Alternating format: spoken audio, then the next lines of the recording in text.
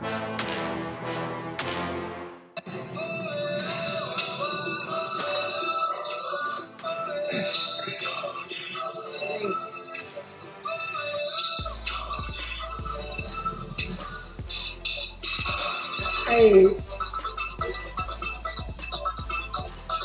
getting my face together. Hi, everyone.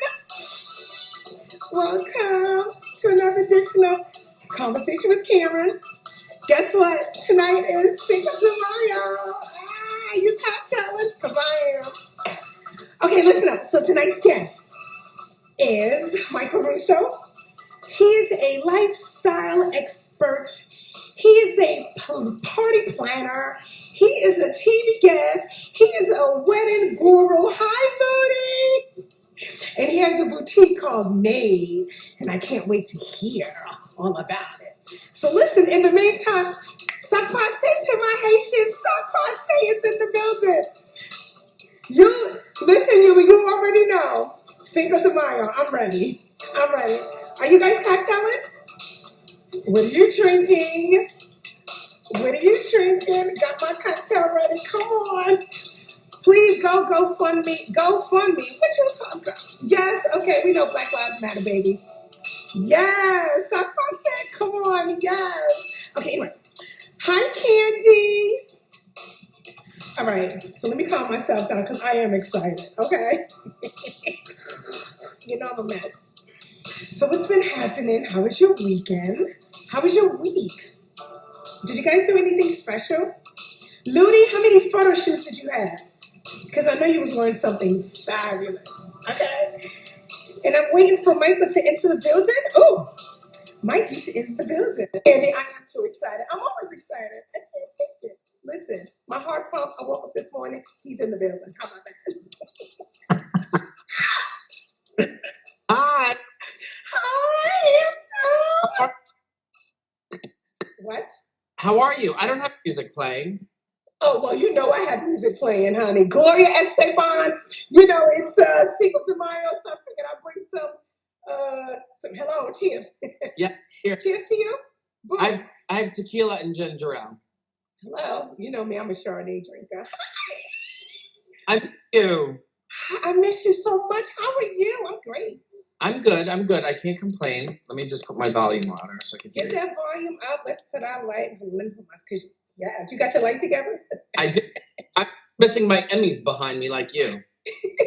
These are my co-hosts. I love it. Hi, how's the family? How's hubby? How's the dog? How's the shine? All that. Everyone's amazing. Thank God, knock on wood. We've been COVID free. Fingers is like that. But yeah, we're doing well. Good. I'm so happy. Thank you. Tell hubby I said hello. I will. Okay. Now listen, I just want to know. I'm sure everyone wants to know because you are this extraordinaire party planner. How did you begin? Where did it start? Was it something you always wanted to be and do and have? And yeah, like I always knew I wanted to do something with weddings because I just love weddings. Uh-huh. And how it started for me was I worked in a florist for a little while when I was younger. An early age. I'm talking like probably like 12, 13. Okay. I went to my local florist and I'm like, I would like to work here. They're like, you're way too young. I'm like, it's fine. I'll clean flowers. Like, I'll do whatever it takes. Yes. And then so one thing just kept leading to the next. And I was just getting better at arranging flowers. So then I started doing design work. And then I started working with brides, very like hands-on. And like one thing just kept leading to the next. And like I feel like my profession found me, but I was up for it. So it was like we both met in the middle. It's hard to describe. Okay, well, I need a little bit more description. Okay, to my it's hard to describe.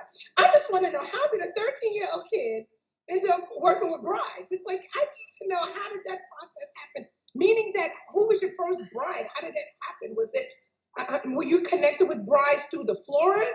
Or, Yeah. Definitely connected with brides through the florist. But that wasn't at 13. That was like a little older. Okay. Like 16, 17. Okay.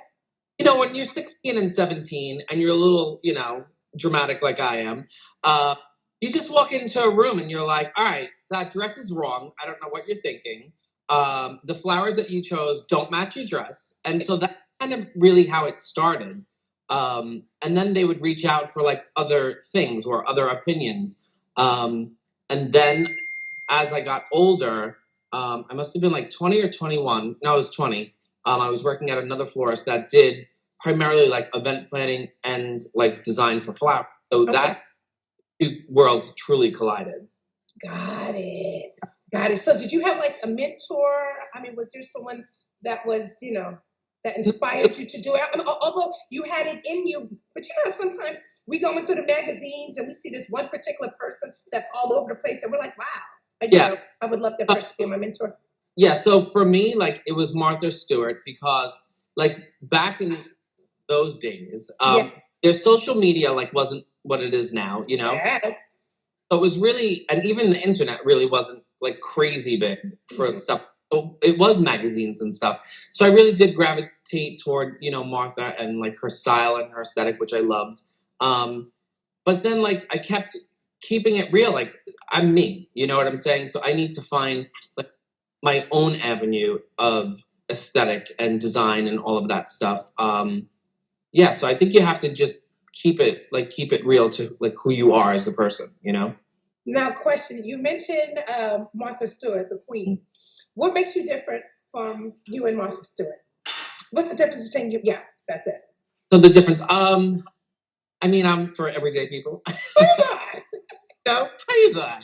So like when I go crafting for like all of these shows, like I crafted on The View quite a few times, and Wendy and Good Morning America, like Live with Kelly and Ryan. So when I craft, I think about like the people that are making the craft along with me. So when I'm purchasing items and supplies and stuff, I'm thinking about the average American who has maybe $50 tops to create like a full beautiful tablescape, because truly people don't have that type of a budget.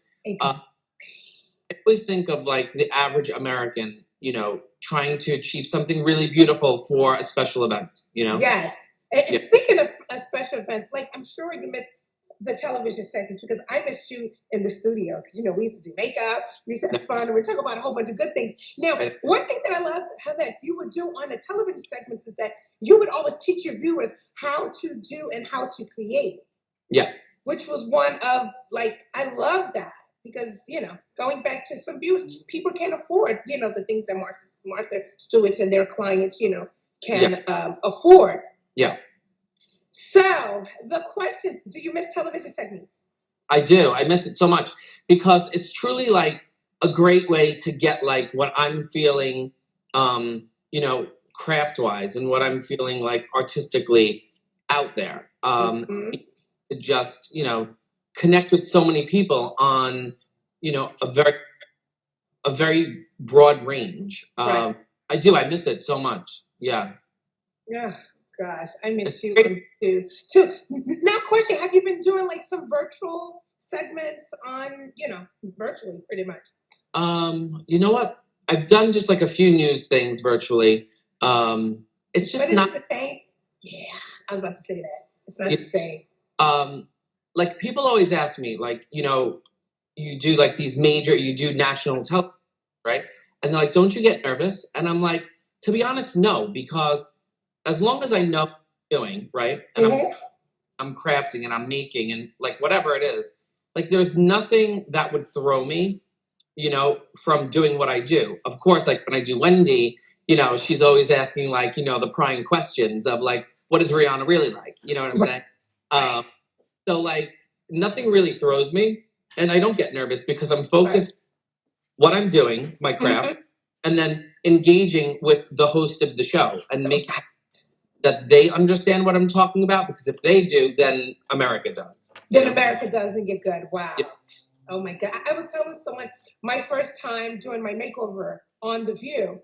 And I was so nervous because I'm thinking if 3 million eyes are looking at me, I could not get myself together for nothing. And Sherry gave me the greatest advice. What she said to me, Karen, look at someone and make it seem as if you're speaking to your girlfriend or, someone that you're talking to.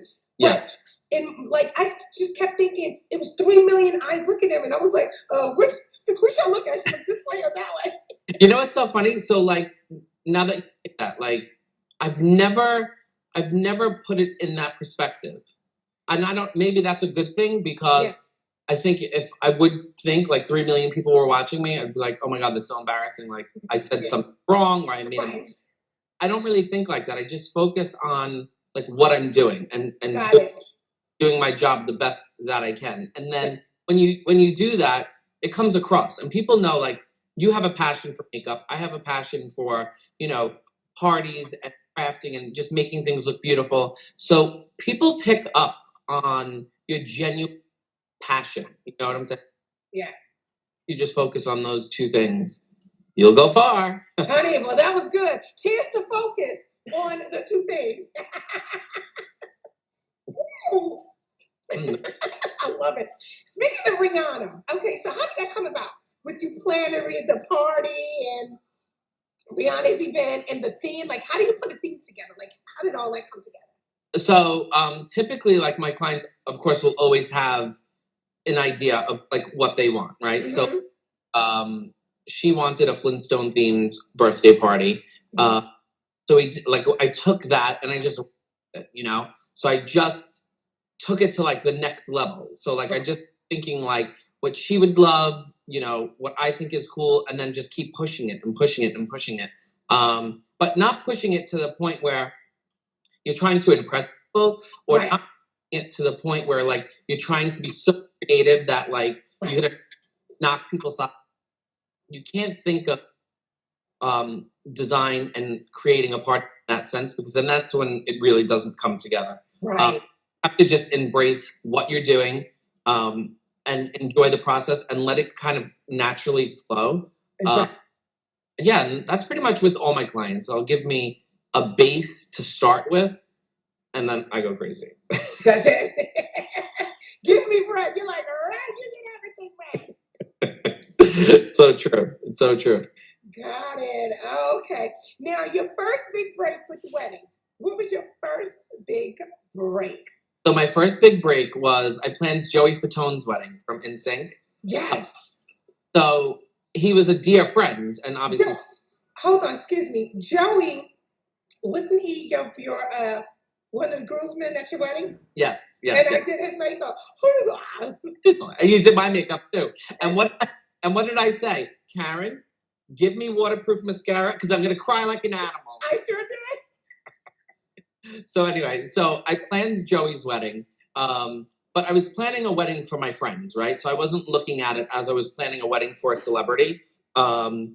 Which ironically, when I plan weddings or parties, and I plan weddings and parties like the most famous people in the world, right? I don't look at them in that light. I look at them as just an everyday client to like achieve one of the most happiest days of their lives, right? And I give it to them. Yeah. So Joey was my first like throw into the whole celebrity world. And it got major press. It was a beautiful wedding. And then I decided at that time, I was 21. I said, you know what? I'm going to open my own company. I'm not going to work for someone else anymore. I'm just going to do it myself. And if it works, it works. If it doesn't, at least I tried. And almost 20 years later, I'm still doing it. So for someone that's trying to open up their own company, like, what was the process like in regards to your staff? Did you bring in people that you know? Did you bring in family members? Did you bring in experts? Was you trying to give people a chance, you know? Well, listen, you can't give people a chance. They have to earn their chance, okay? So it really depends. So like I'm a boutique event planning firm. So boutique means I'm really small and intimate and very hands with my clients, right? So I'm involved in everything from their save the date to the thank you card and everything in between, right? So I'm so hands-on with them that like there's never a point that I'm not involved, right?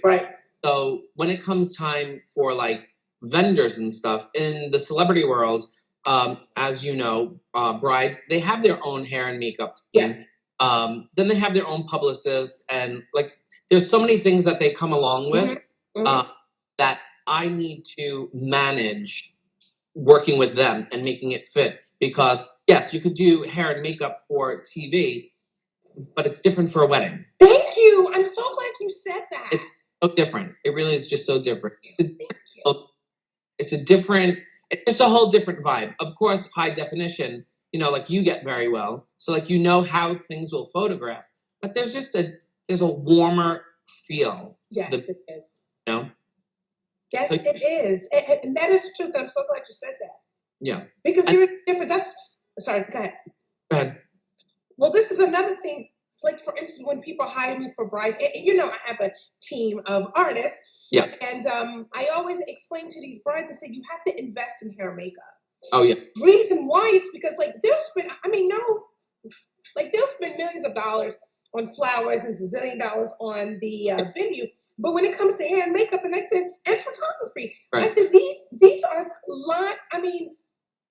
these are photographs that you will have forever. Forever. And it's like, you want to nickel and dime the hair and makeup and stylist team. And I said, no, you have to invest in that. Yeah. And the ironic part of that is, I have clients that spend, from say $10,000 for a wedding to $5 million for a wedding, right? Mm-hmm.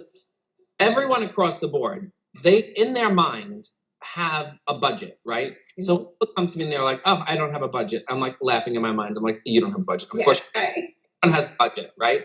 So, but when they say they don't have a budget, it means I'll spend a lot of money, but what they allot that money for is funny to me, because it could be I want to spend half my budget on music and then the rest of you figure it out. I'm like, not normal. You just wouldn't do something like that.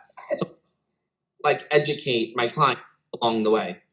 You have to. You have to. And speaking of educating the clients and weddings, hello, we're back to wedding season. Last year everything shut down. So how did you manage the cancellations and? Oh, it was hard. It was really hard. And you know what? I have to say, so obviously I love what I do, right? So it hurt a little more because say someone that has a 9 to 5 and they go to an office and they're pushing keys on a computer that they don't like, they were like, "Oh, perfect, I get to stay home." I was devastated by it. I really was I was so emotionally just drained from having to deal with my clients and their emotions, which I felt so bad for. Then in my community that are going bankrupt because they have no income coming in. Yes. And then just me trying to find, because I knew events wouldn't come back until there was a vaccine. Obviously, that's what it was. And now that we have the vaccine, it's still a little bit of a slow rollout. Yeah. Get back to what they are until 2022 for sure. 2020. Wow. Yeah. So it'll get better. Speaking of weddings, because mm-hmm. Do you miss fashion shows? Because I remember you used to always be fashion week at the bridal fashion week. Yeah. So this year was kind of virtual, and last year was virtual, and it was just so weird. I'm watching it, and I'm like, "Oh, that's so pretty." I'm like, "But no one's wearing it." It was really sad, but I do. That's one of my most favorite parts of wedding season is just going to all of the parties and mixing with every designer possible, and of course the fashion shows. Speaking of parties, I was you invited me as your guest at the Knot. The gala. Oh my God, how much fun! Amazing. Yeah. Wait, so now when was that? That was 3 years ago? 2 years? Yeah. Yeah, and then the world shut down. And then, you're right. Crazy. You're right. It was so much fun. Yeah. It was beautiful. It was it was everything. It was glitz and glamour and gowns and you were interviewed. They were interviewing you in every. It was amazing. It was just so good. Fun. Really fun. And we was drinking and eating. Yes. Oh my God. Oh my God. All right. Speaking of drinking and eating, you've been featured in major magazines. Can you share one of your most memorable shoots? I would probably say People magazine. Yes. Why? For Rachel Lindsay's wedding from the Bachelorette. I just loved. Obviously, do you know Rachel? Did you ever meet her? Which was Rachel? Who's that? Rachel Lindsay, the Bachelorette. Oh, the black girl. Yeah. Oh yeah. Black Attorney. girl. Oh yes, Yep. yes. Yeah. Yeah. So, Yeah, that's right. She married that cute Italian man. yeah. Yeah, he cute. He cute. Okay, got it. I never watched The Bachelor, like literally ever. I watched her episode, like her season. I watched one episode. I don't know why. It was just on. And I was like, oh, she's so cute. Mhm. And then like 2 years later, fast forward, I'm planning her wedding. Oh. But her wedding was it was so pretty. She got married in Cancun, in Mexico. Mhm. It was just such a beautiful wedding. But she really was the ultimate bride. When we met, I said, oh, so nice to meet you. So I didn't know much about her. So she said, Mikey, she's like a bride. She's like, yes, I want to wear a beautiful dress and whatever. She's like, but I really don't have a vision for it. She's like, so I guide me, right? So of course I was able to like pull out of her what she wanted her wedding to be. And then along the process, she kept saying, I guess I was a bride and I just didn't know it, But then her feature was in people, and it was so beautiful. Like she looked gorgeous. And it was beautiful. It was really beautiful. Nice. And you was also featured for Sherry's wedding. You remember? Oh yeah, Sherry's You did wedding. Sherry's wedding? Yeah, Easy. that was so much fun. So that's how I met you, right? Yeah. That was in Chicago? That was it? Yeah. Oh, that was. Are you sure? Was it Sherry's? Yeah. I don't know. Yeah. But it was great. Yeah. All right. Maybe it was her wedding, but it was great. Yeah, that was beautiful. She had a gorgeous wedding. Oh wow. Gorgeous groom. What'd you say? Not such a gorgeous groom. Hello. But it was a good party though. I'll plan her next wedding. We plan. Oh, child, please. We'll and I'll be there. And I'm gonna tell her. Actually, we're gonna call her together and tell her that she's gonna crack up. I love it. Oh my goodness! All right, now speaking of boutique, you got Made. Yes. Tell me about your boutique. Yes. Where? So I opened a little boutique. It's called Made by Mikie Russo. So I named the store Made because I make a lot of things, right? So like my hashtag is Made by Mikie or Made by Mikie Russo. So when I was coming up with the names for the store, I don't know, I just couldn't think of anything, right? And the only thing that kept popping out was Made, right? So I was just going to name it Made, but then I decided to call it Made by Mikie Russo. So it's in Cold Spring Harbor, New York. It's in a really beautiful, quaint little town. So it's a home and garden, more so home. So I have my own signature scent for candles, a diffuser, and a room spray. But then we carry beautiful like, platters and flowers, candles, everyday accessories needed for the house. And I've always wanted to open my own store, but I never really got a chance to do it because my events take me all over the country and the world. So like I'm on a plane like every other week when it comes like for non-COVID, right? So I never had a chunk of time to devote to it. Yeah. So when COVID happened, I said, you know what? I'm going to do this. Like it may not be successful and that's okay. It will be successful. Don't say me that. Don't put that out there. No, but you know what? Like I was being realistic about it because it was in a horrible time. It was in the middle of the pandemic. And I needed something to do. Like I needed something creatively to do because I was sitting at home and I was getting really depressed with like having to tell brides like we're moving your wedding again, like it was really a depressing time. So I said, I'm just going to do it. And like, if it works, at least I gave it my all and I gave it a shot. That just goes back to when I started opening my company when I was 21. I had this mindset. I was like, I'm going to do it. I'm going to try it. If it works, great. If it doesn't, whatever.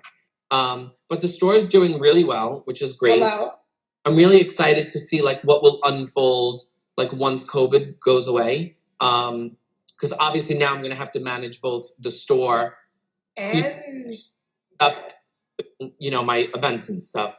But it's going pretty well. Yeah. Good. All right. So since Mother's.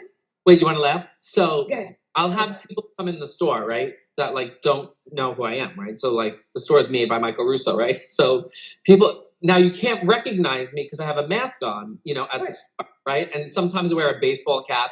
So like there's a few pictures of me in the store by like my candles and whatever, just to know like it's my brand, right? So people will come in and they'll be like, so who's Michael Russo? What's Michael Russo about? I'm like, oh, that's me. So then when they say that, I have a TV behind like my checkout with like all of the reels from like The View, The Today Show, Good Morning America, and then all of my celebrity clients and work. So then like they watch that and they're like, oh my, they're like, what are you doing here in Cold Spring Harbor? Right. It's pretty funny. How- But I love real people. I love the consumers. They come in there and tell you the truth. Who is this and why are you here and what's yeah. Oh, so one customer came in. She's like, so what's the hype with Michael Russo? I love it. Like, what's the big deal? I love it. Like joking, like I didn't know like what to say to her. I'm like, I know my husband says that all the time, right? Like, and she goes, no, really, what's the big deal? And I'm like, Google me. Right. Down, boo. You know? Oh my goodness. I love it. No, but someone said, I love your signature scent. So what is your signature scent? you don't have it? No. And send me your address after this. Text me your address. I'll send it to you. It's so delicious. So it's orange and grapefruit on top notes. Then it's Jack Cedarwood and musk. Oh, I love that. Other 2 notes because then you'll know. Yeah, hello, come on. Yeah. No, it smells delicious. So when people walk in the store, I either have like a candle burning or I have the reeds out, so you can like really smell it. So every person that comes in the store that's a new customer, they buy it. Like buy it. Oh my goodness! All right, I need it. Yeah, I need it because I'm obsessed with candles. Okay, here we go. So since Mother's Day is approaching on Sunday, what is the 2 must-have last-minute gifts that you would recommend? Okay, so moms love flowers, of course, right? So I think that's a must-have. But when you think of flowers, I would suggest going like more plant-based, so like beautiful orchids. Last forever. They'll last for like 2 or 3 months versus just flowers dying. So I would suggest that, and then anything sentimental, like anything that has, and you don't have to spend a gazillion dollars on it. Like think like what your mom likes. Like think what she loves, right? So I would just say find something that's just a little more personal than just flowers or or like a blanket or something or a robe. Find something that has like more of a meaning. So I have a flower question. So I love flowers, and apparently, let's just say like 2-3 days, it dies. Yeah. Now, is it true? Like, what keeps a rose or a flower alive? Is it true that you cut the stem and you put aspirin in it? What's the tip? No. So flowers in general, they do like a fresh cut. So like whenever someone brings you flowers, or you buy flowers for yourself, you should give them a fresh cut. Because what happens is once you cut a stem like a rose or whatever flower, it almost instantly creates a skin right over where the cut is, so it can't draw or absorb water. So that's why you need to give flowers a fresh cut. And they say sometimes on an angle so it doesn't sit flat on the vase on the bottom. But typically, if you just give them a fresh cut, they should be fine. So what about aspirin? You don't have to put some Tylenol, nothing in it? No, the only trick is, so tulips, when tulips kind of like they droop a little bit, if you put a penny in the jar, they make them stand straight. Get out of here. Are you guys listening to this? Yeah, and tulips, a little known fact, when you cut them and you put them in water, it's the only flower that continues to grow as it's in water. So like when you make an arrangement, say like the flowers where they are, the next day they're just a little higher. The next day they're a little higher. Oh, well, so buy me some tulips. Nice. Cheers to tulips.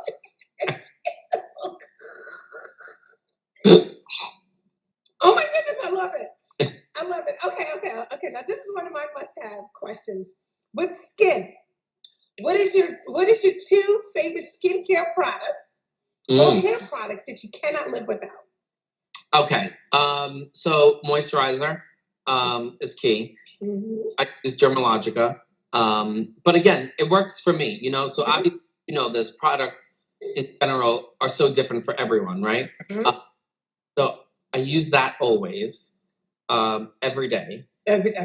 And use the rose toner, the rose Rose water. yeah, rose water. It's in the little bottle with the red. I use that. And then I forget what my hair product is, but it's the cheapest one possible. It's like got to be. Gots to be glue. It's the gots to be. It's yellow. Yeah. It's in the little. It's in the little orange container. Yeah. So orange and yellow. I don't like the yellow one. So I use the orange one. It's like $7 or less. Yeah, and it's great. They're hard to find. So when I find them, I buy like 20, right? And the people at the register are always like, you a hairstylist? And I'm like, no. I'm like, I'm a wedding planner. But you find it, you have to find it and love it. Well, your hair looks cute. The one in the big orange bottle, yellow bottle. You said what? I use the hairspray, the one in the big yellow. Yeah. And I learned that from when I was on the reel. I said, I need hairspray. And the lady's like, oh, you have to use this. It's great. I'm like, all right. So I used it. Hooked. I took it from her makeup area. I miss the makeup room. I tell you that, baby. Oh, that's fun, right? I miss it. I miss it so much. But, you know, the virtual situation is cool. Yeah. It's cool. So, you know, hopefully in the fall, we'll be back into the studio. So we'll see what happens. Yeah. Okay. Now, last but not least, the most important question of the evening. What advice would you give for any up-and-coming event planners, wedding planners, lifestyle extraordinaires, all the above? Okay, so my advice always is, like, stick to who you are, right? Your core values, your aesthetic. Like, of course you can adjust, like, your look when it comes to your clients. So there has to be that blend. But you always have to stay true to who you are, because people can spot a fake in 5 seconds, right? Baby. Like 100%. So like people, you know that expression, like fake it until you make it. You make it? Right?